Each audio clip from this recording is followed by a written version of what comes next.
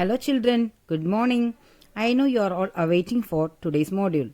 Today I am going to tell you about The Old Man and the Sea. The Old Man and the Sea, short heroic novel by Ernest Hemingway, published in 1952 and awarded the 1953 Pulitzer Prize for Fiction. It was his last major work of fiction. The story centers of an aging fisherman who engages in an epic battle to catch a giant marlin. The central character is an old Cuban fisherman named Santiago who has not caught a fish for 84 days. The family of his apprentice Manolin has forced the boy to lead the old fisherman, though Manolin continues to support him with food and bait. Santiago is a mentor to the boy who cherishes the old man and the life lessons he imparts. Convinced that his luck must change, Santiago takes his skiff far out into the deep waters of the Gulf Stream, where he soon hooks a giant marlin. With all his great experience and strength, he struggles with the fish for 3 days, admiring its strength, dignity, and faithfulness to its identity. Its destiny is as true as Santiago's as a fisherman. He finally reels the marlin in and lashes it to his boat. However, Santiago's exhausting effort goes for naught.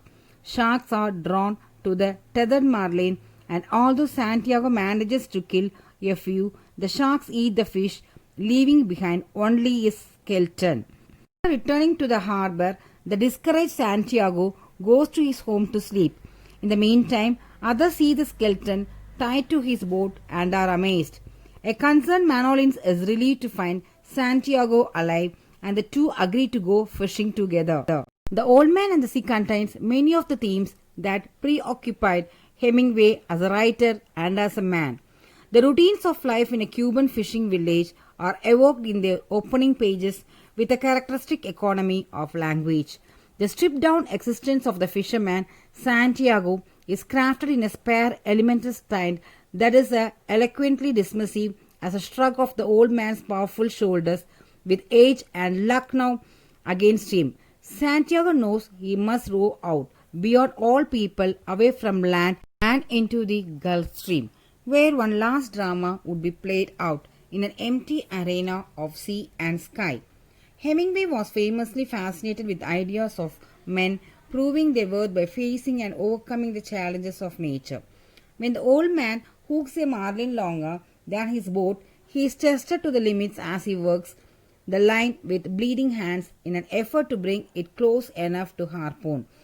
Through his struggle, Santiago demonstrates the ability of the human spirit to endure hardship and suffering in order to win.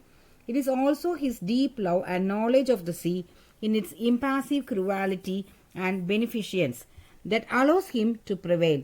The essential physicality of the story, the smells of tar and salt and fish blood, the cramp and the nausea, and the blind exhaustion of the old man, the terrifying death spans of the great fish, is set against the ethereal qualities of dazzling light and water, isolation and the swelling motion of the sea, and through it all the narrative is constantly tugging, unreeling a little more and then pulling again, all in tandem with the old man's struggle. Story that demands to be read in a single sitting. The Old Man and the Sea was an immediate success and came to be regarded as one of Hemingway's finest works.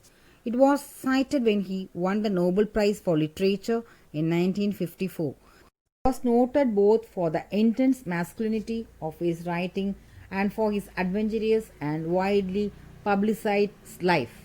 His succinct and lucid prose style exerted a powerful influence on American and British fiction in the 20th century. Thank you, children.